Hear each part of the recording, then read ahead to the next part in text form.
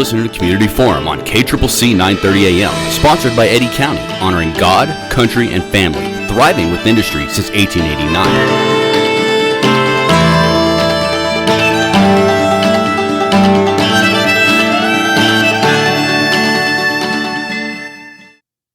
Thank you for listening to Community Forum. My name is Johnny Chandler. I'm the owner of KCCC 930 AM, the host of Community Forum. With me today, I don't know how many times has it been, Howard Danforth. Howard Danforth with DanforthTravel.com is here. How many times have you been on the show, Howard? You've helped me out at least a half a dozen times, 5 or 6 times. Yeah, we're going to call this number 7. Okay. Right, all right. I was like, whether that's true or not, when it comes to traveling and cruising especially, there's only one person we turn to, and that's Howard Danforth with DanforthTravel.com. With me today is my co-host and huge contributor to the radio station, Hattie Quinn. How are you, Hattie? I'm doing well, Johnny. How are you? Good, good. This is special for you. This is the first time you joined us for a DanforthTravel.com Community Forum special, right? Lucky 7. Yes. Lucky 7. There you go. I like that, too. Even if we just made that number up, it still counts, right? It still counts. All right, Howard, we always touch base with you, and we know, I think about, as far as I can tell, about half the year you just go on a cruise, Well, right? I mean, I've been very fortunate to be able to do a program called Distinctive Voyages, and my consortium, Travel Leaders Networks, offers this amenity to the travel agencies in the United States who are members of Travel Leaders Network. A distinctive voyage is an amenity that your travel agents can give you. You can't buy it online or from the cruise line. It has to be given to you. You get a onboard host, a bon voyage reception, and a minimum of 1 free complimentary excursion. The number of excursions is based on the number of weeks your cruise.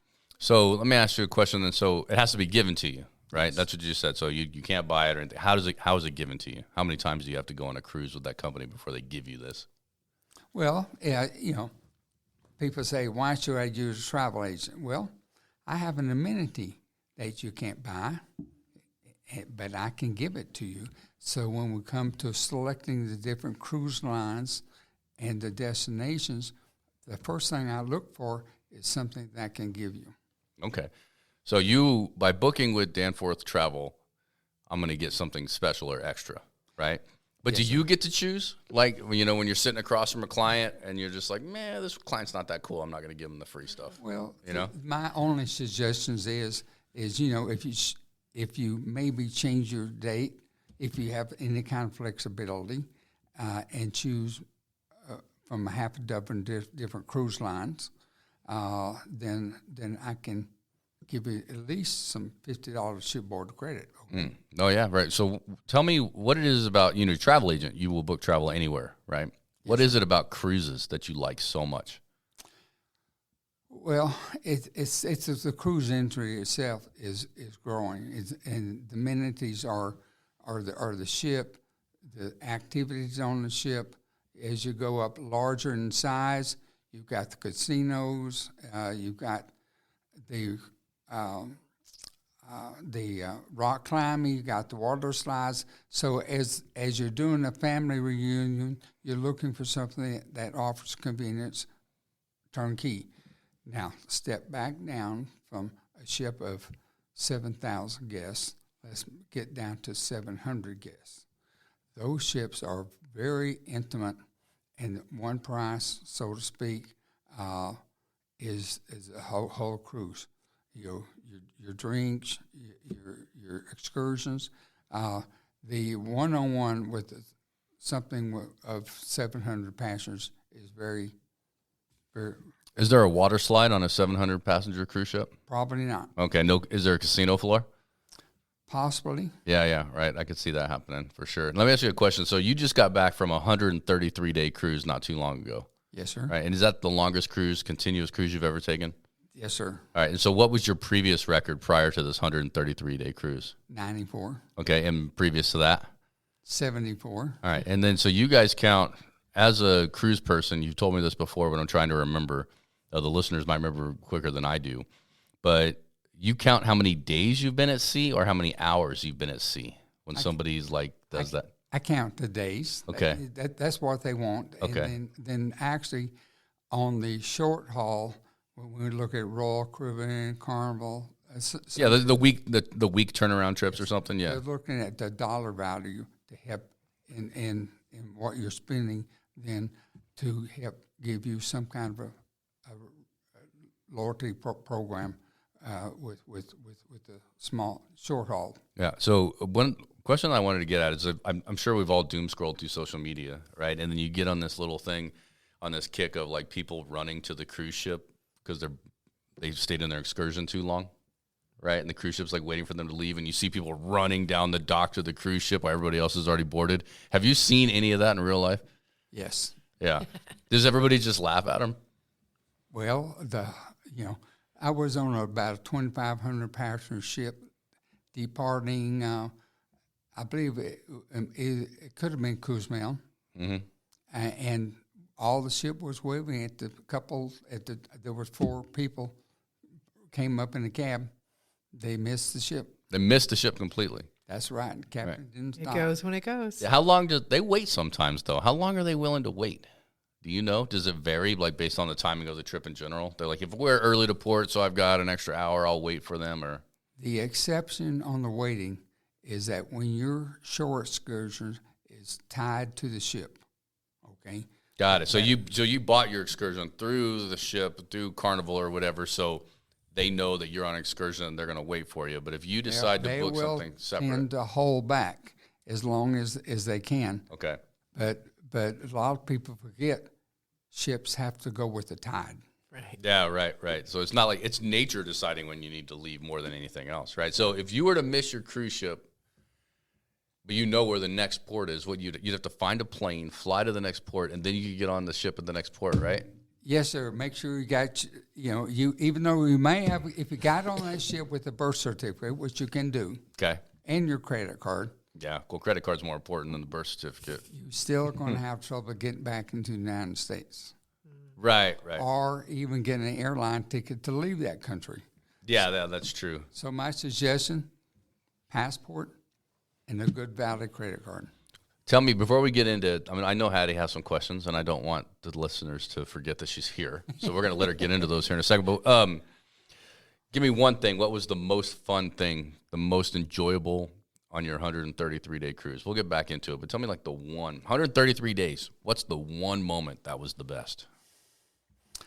It was when the captain said, I'm going to share with you folks this morning a Titanic moment. And said, no, I'm not going to sink the ship. But the bow of the ship is open to everybody because I'm going to pull the ship straight up to the largest glacier iceberg, and you can take pictures and have an intimate contact with that iceberg. So, a few hundred of us ran to the bow of the ship and would snapping pictures and video. And at that moment, that glacier calved and dropped the full load of sliding ice into the water. And one individual was able to capture the whole episode. Oh, that person was popular, huh? Everybody's looking at their phone all day. Yes. that little video clip got shared at least 1,000 times. I've probably seen it online. I didn't even know where it originated from because that's a very rare thing to get to see that, actually, right? We do know that they, the glaciers collapse and stuff, ice falls off of them and stuff, but the idea of being there at the time to see it is something pretty special. Probably less than 500 feet. Wow, that's how far away you were? Yes, the captain put it in reverse to pull up because the ice, as the ice was sliding down, you could see the formation of a wave. Yeah, right. So it wasn't a big wave. There was no danger, but that was a moment that can never be recreated. It was just time and place. Right. And then when the glacier's gone, that won't be recreated either. Right? So, Hattie, are you a big cruiser? You been on cruises? I've never been on a cruise before, but I'm hoping to do a cruise to Alaska next year. Yeah. I think there's a friend of ours that's going on a cruise to Alaska pretty soon. So you're trying to join up with that one, or are you going to go separate? I'm torn between 2 different cruises to Alaska, actually. Okay. Because there's the Virgin one, which is on a new ship, no children, that my friend's doing, which would be awesome. But then there's the Writing Excuses cruise, which is writing class and writing retreat. And they're also going to Alaska next year. So I'm like, oh, which one to do? Yeah, I know which one to do. The vacation. The vacation one, not the one where you're like, you're going to pay money to go to classes and write. Yeah. Okay. That's what writers do. To each their own, right? I was like, I'm talking about the vacation one. And, you know, of course, you know, when Haiti says, well, I'm going to go to Alaska, then I ask, are you going to be going northbound or southbound out of Anchorage or Vancouver? Oh, no, I'm going out of Seattle. There's a difference.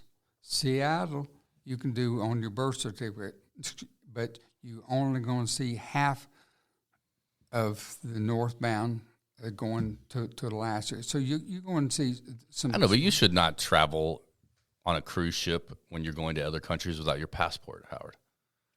I mean, that's all you need, right? I mean, you're talking about birth certificates, driver's license, you know what I mean? Birth certificates. Like, I just need my passport. That's all I need. All the carriers out of Vancouver requires a passport because you're going to Vancouver. Right. Well, and we're Americans, so there's a little extra scrutiny on us when we try to go to Canada right now. But it is maybe rightfully so, maybe not. I don't know. But. And the difference is you're going to see another glacier and another port of call. See, so when you're doing 7 days, you can do a lot more in 7 days out of Vancouver than you can out of Seattle. Do you bring your passport on your cruise? Yes, sir. Okay. I use my passport when I get on any plane going to any place. Yeah, it's just as good as a license. Particularly United States. I only travel with my passport if I'm traveling internationally. No, I just... I need to renew my passport. Well, yes, you do. So I'd say, yes, you do. Like, even if you're not going to travel, you should renew your passport. Great. But one of the things that bothers me about passports and international travel, because I know this is what you wanted to talk about, Howard, is the idea that, like, it's just not a convenient size, right? It's an inconvenient size document, right? So when you travel, you're supposed to keep your passport on you at all times. That's right. But it's just as large as my wallet. Why can't I get a passport that is like my driver's license and can fit in the wallet and make it easy to carry? It's like the COVID vaccine when they gave you that little sheet of paper to prove that you had the vaccine. It was like the most ill-sized piece of paper ever. Like, who thought of this? I know. It's like, how am I supposed to carry this around and keep track of it and keep it clean and fresh? Yeah. And like, when you won't even let me laminate it, you know? Yeah. Yeah. No, you're on top of the subject, I can tell, Johnny. But the countries will not take the plastic card like a credit card. They have to have the booklet. So when people ask me, I really say, you get the booklet and the card. You can use a card like the driver's license in the United States if you so wish. But it has very limitations. I would say the passport. I think that at our country, Howard, if we wanted, we could change the whole passport globally. If we wanted, we could change the way that worked globally if we truly cared. I don't know. You don't think so? I think they're all getting sick of us. Yeah. Well, maybe, but we still could. I mean, that's when I pull out my passport, which is now I'm on my second one, and it's almost full, is the stamps of the different countries I've gone through. So you flip in the page and it says, oh, yeah, I was there once. Yeah, so whenever I've been to Italy, you go in there, and they just randomly choose a page. There's no order. There's nothing to it. It's like one page says it, and then 10 pages later, there's another country stamp in there or something. Oh, that's weird. Sure. I wish you could organize it a little bit better. But Nice. But you don't mess around when you're going through customs in Italy and you land in Rome and you go through there. You're just like, whatever you guys want to do. Well, you know? Different countries will, when the ship comes into port, sometimes we cannot get off the ship until actually their customers has a face-to-face meeting with us so we can get off. With everybody. With everybody. Right. Wow. I mean, that is like, wow, that's a long time. That would take forever to get people off that boat. If everybody wanted to go to that port of call, that could take a very long time. But so the countries are averse to that, though, right? They want the cruise ships. They want the money. That's right. Right, so they're ready to go with that. That's right. Okay, all right. Yeah, good point. That's staffed up and organized. Haiti's questions on Alaska, stimulate me as and I've been to Alaska. Right. Yeah. You've seen the Northern Lights from a cruise ship? No, I haven't. I was probably asleep. No. Yeah, I get it. Like, Northern Lights are great, but then 1 a.m. is also a time to sleep. I was like, what do you want to give up one night's sleep for the Northern Lights? Some would. But clients do wish to book the Northern Lights, and particularly when they're doing Denmark and Scandinavia countries, there are cruise ships like Hurtigruten they have carriage strictly for the Northern Lights to get on the north side and then they're also good like for doing Antarctic. I mean, so I just don't want to be cold. I do. You want to? Yeah, I know you want to be cold, right? It's like freezing everywhere we go, and it's when we're hanging out with Hattie. But like the idea is that like it's just cold, right? So I'm thinking like my wife really wants to go see the Northern Lights, but she does not like cruise ships, so we're not going to do it on a cruise ship, right? And then we'll go up, but I want to like get off the plane and have like a heated tunnel to where I'm headed, and then have another heated tunnel to like my igloo that's perfectly clear that I can watch the Northern Lights of in the heat. Maybe Iceland. Yeah, I bet Iceland to do that. Reykjavik was where when we ported there, everybody had to go through customs. Go through customs, on the ship. So I wonder if you could sit in a hot spring at night and watch the Northern Lights at the same time in Iceland. You really want me to find that and book it for you? Well, Howard's on it. I was like, maybe, just maybe. You should definitely send them the details. Howard, what's the next cruise then? Because you're like a cruise host when you do these 133-day cruises, right? You take cruise with you, and you like mentor some passengers and stuff, right? I'm just a starving little travel agent who enjoys trying to help people enjoy fun adventure by land or sea. It does give me an opportunity to learn the destinations more so. Right. Like Australia, I've been to every port in Australia, and then I had a little side with the Holland America. Did a little side jaunt over to Komodo Dragon Island, so I got to walk among the dragons. Oh, that's cool. That's so cool. And these things that you really don't think about when you're booking an itinerary. These are things that just appear on the ship, particularly Holland America, and some of the others that are starting to do longer voyages, because they're going to ports that have a lot of history and they're very small. I'd really doubt you would probably want to go to. Well, I won't say, what was the island that Robinson Crusoe Island? Thank you. It took me a minute. I'm sorry. We didn't know where you were going, so we were going to wait for you. You would not ever book and fly to Robinson Crusoe Island, even though you can fly there. But it's kind of like a commuter airline. But I've been to Robinson Crusoe Island twice.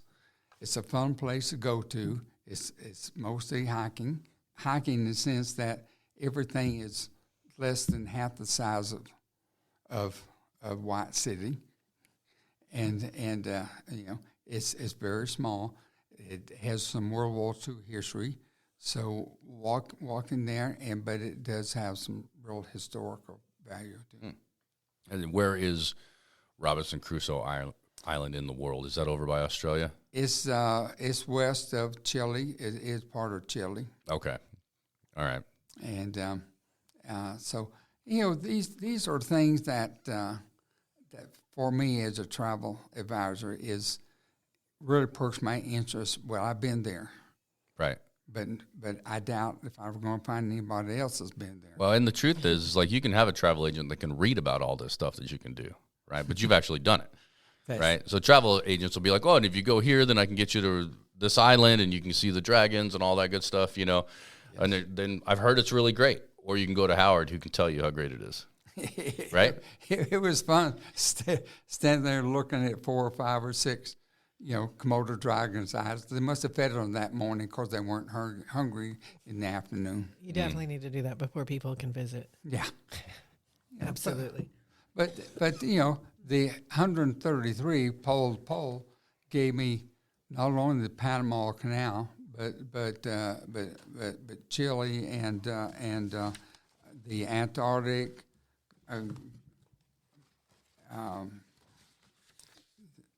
and up through Brazil, Montevideo, and Uruguay. So up the Amazon River. I've been to Devil's Island. That's kind of like going to Robinson Crusoe Island. While the mainland people bring the boats over for a weekend getaway, the ship stopped there, and we were able to walk the Devil's Island, which was the French penal colony, and there was a famous book written about that. That's a test question for you, Haiti. Oh, no. Do you know what he's talking about? No, not off the top of my head. Papillon. Oh, okay, I did. Okay. Somebody explain it to me. I don't know what you're talking about. Well, he was a prisoner Okay. of the French penal colony at Devil's Island, and it was almost certain death if you were sent there. But he was able to actually one of the few that ever escaped, was sent back and still wrote his book called Papillon. And so going there and seeing the jail, the hospital, there's actually a hotel resort there, and a small one, but it was just something interesting, Makes me think of Kurt Russell and Escape from New York, right? Like some penal colony and on an island, and like just being an awesome, like a pretty stout person to do all that, even if you are a prisoner, So it's Steve McQueen and Dustin Hoffman. That's it was right. released in 1973. Ooh. I vaguely remember this. That would be, that was 6 years before I was born, but I would be very interested in watching that movie still. That stuff, Dustin Hoffman, that stuff from back then is really, really good. It's good. Howard, you got a bunch of documents in front of you. You brought a bunch of papers for those of you who are listening, because obviously you can't see. Well, and we've got a few minutes left in the show before it ends, and I want to make sure we get to whatever you brought out so you can talk about. Hattie, I want you to jump in with any questions you have as well. Sure. I'm definitely curious about the 133 days in the pole to pole. I haven't really heard too much about that actual experience. yes. But I'm also interested in what you brought. Well, I brought the latest private fares for Holland America, doing the shorter length versions of 28-day legendary Alaska or legendary glaciers and volcanoes. We got a 35-day legendary Haiti, Hawaii, Tahiti Island. And again, these longer cruises, well, I can't go that long, but they do sell them by segments, okay? Oh. So you may wish to do a 18 or 21-day segment of the 133. There is a 133 World Cruise coming up January 4th. So those of you who are listening, please don't overwhelm me with your massive number of phone calls, but I would like to book you, okay? Okay, so that's leaving what day? January 4th, out of Fort Lauderdale, return to Fort Lauderdale. 133 days? Yes. Is that the same cruise that you just did? No, this one is going up through Panama, over to Alaska, up to Japan, and then through China, Indonesia, and then it works its way all the way down to Australia, and then probably and New Zealand. But then it will flip over, Bora Bora, Moray, and into it will actually go into the Antarctic. Okay. Yes, you're gonna go over the southern tip of South America. Yes. Right. Okay. And that's through Drake Patches. Then back up at Buenos Aires, Falkland Islands, and Devil's Island, Fort Lauderdale. Can you give me an idea, just a rough estimate, if you're willing, as to how much a 133-day cruise is going to cost per person? Inside cabin would run you between $20,000 and $22,000. Okay, inside cabin. What if I wanted a balcony? If you want a balcony, then we need to bump it on up to about $35,000 per person. Right, but that's,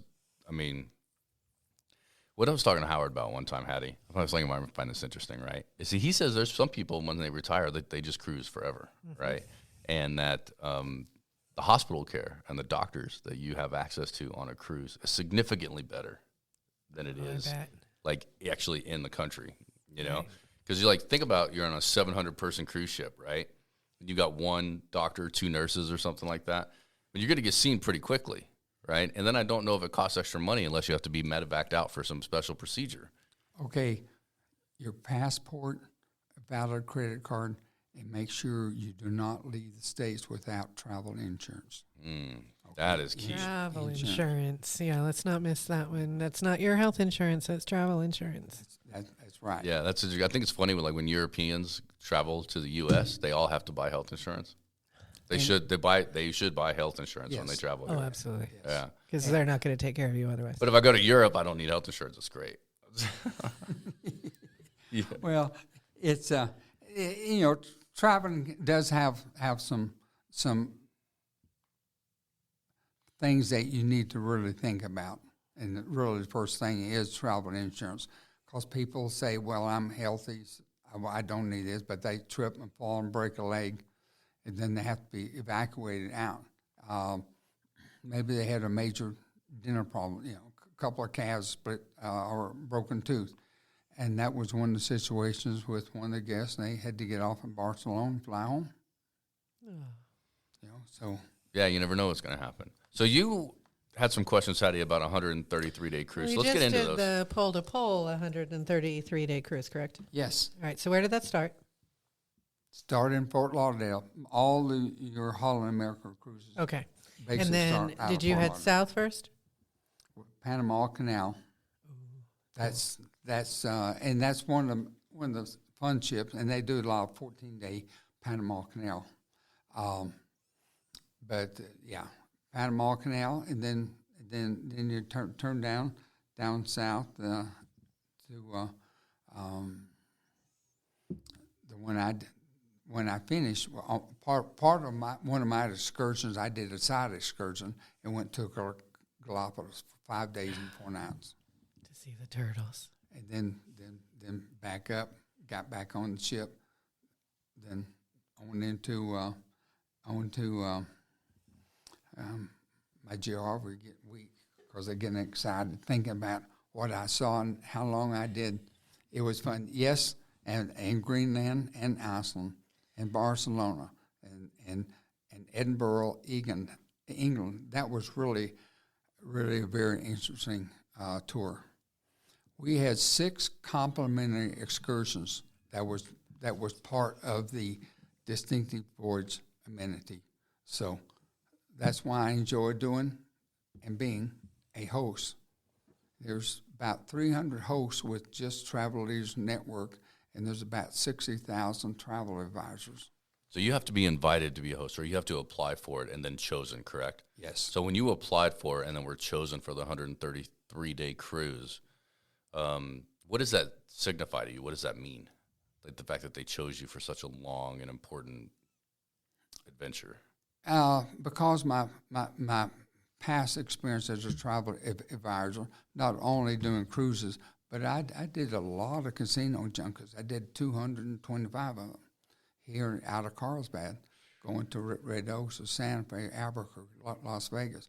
So working with people, making sure everybody has their suitcase, make sure they got food, make sure we got housing, transportation, and also having done a few groups on my own, they gave me the experience where they were looking at, can you handle and be friendly and make the guests feel important. Right. Well, I just want to say for the record, I think you're a very likable guy. Right? I do enjoy chatting with you a lot. I've never learned so much about travel and insurance, but I've never learned so much about cruises either. Right. It's really special. So what are you doing next? What's the 133 days? You're going to try to do another one in 2026, or what's the plan? Well, that's the World Cruise is 2026 January. Yeah, but you're not going to go on that one. No, I won't be. So I'll be planning for 97. But I do see other short excursions. I know there's one for Holland America in early June. So people want to book with me. We'll get. There is a distinctive voyage, so I can make sure you have that amenity. And it's it's about mid-June, and it's I believe it's 7 days or 10 days. Okay, all right. Hattie, one last question. We're pretty much out of time, but I'll stretch it. On the 133-day one that he just did. So you said you did a 5-day excursion to the Galapagos Islands. Yes. And was that one that you led with other people? No. Okay, it's one I took as a tourist. Nice, because you had mentioned that they sometimes had you lead excursions, so I was wondering about that. And so what does everybody else do? Well, you guys are just in the Galapagos for 5 days, the people that don't take that excursion. There was 12 of us in that group, and it was an excursion with Holland America just for the Galapagos, okay? Okay. So everything, the air flight, ground transportation, the tour guides, the boat, all the birds, blue-footed, boo-boos. Okay, but seals. So 12 of you left your cruise ship of hundreds. Yes. What are the hundreds doing for the 5 days? Does the ship go on and you meet them somewhere else? We got off in Hattie, I'm sorry, you're testing my brain. I think you're right. That's exactly what he's talking about. So they drop you off one place.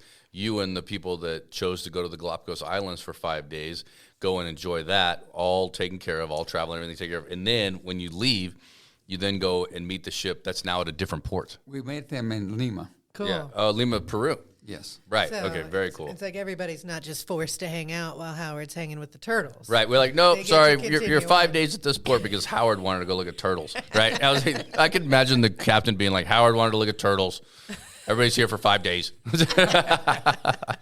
Well, of course, my group that I was leading, we had our first excursion in Lima, then over to Montevideo, then Edinburgh, England, and then we had, I believe it was Barcelona, but up to Amsterdam, Reykjavik, Iceland, and then the one of the most interesting places was Halifax.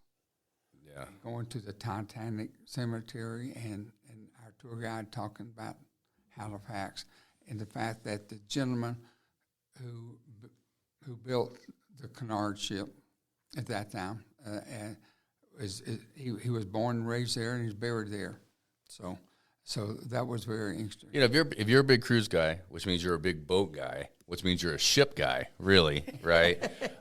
You are interested in the Titanic and the history and Halifax and all that stuff, right? Because if you're a ship guy like you are, Howard, that stuff is incredibly fascinating to you. Yes, right. It is. And then there was also a history. We talked to them, but there was a big explosion in 1912, 14. Ammunition ship blew up. And it literally wiped out the whole town. Mm. I mean, it was a big explosion. That's really what Halifax started from. All right, Howard, we are out of time, but I want to make sure that people know how to get a hold of you, know how to book travel with you. So where should they go to book travel? And if you book travel with danforthtravel.com, you're going to end up getting some perks that you can't get if you book it yourself, right? Yes, sir. Okay, so where can people reach out to you? How can they contact you? Well, danforthtravel.com is my website. Certainly my contact information is there. I am you can find me easy, just Google Danforth Travel, or just Google Travel Agent, Carlsbad, New Mexico, and I show up. And my telephone number is 575-234-9978. We could talk forever, Howard, but we only allow 30 minutes per program. So we're going to have you back on for sure. Okay. And I actually think for the next one, I might bring in Hattie and not be a part of it because she has like a new, fresh perspective of asking you questions. And I feel like you and I talk about the same thing every time, which I enjoy doing. But once I decided to let Hattie get involved in this interview, things kind of opened up a little bit. So we'll just openly admit that. danforthtravel.com, Howard Danforth, a regular. This is your 7th time. Can't wait to have you on an 8th time. Book your travel with Howard if you're here in Carlsbad. Thank you very much, sir. Thank you. Thanks, Howard. Thanks, Hattie. Thanks, John. You're listening to Community Forum on KCCC 930 AM, sponsored by Eddy County, honoring God, country, and family, thriving with industry since 1889.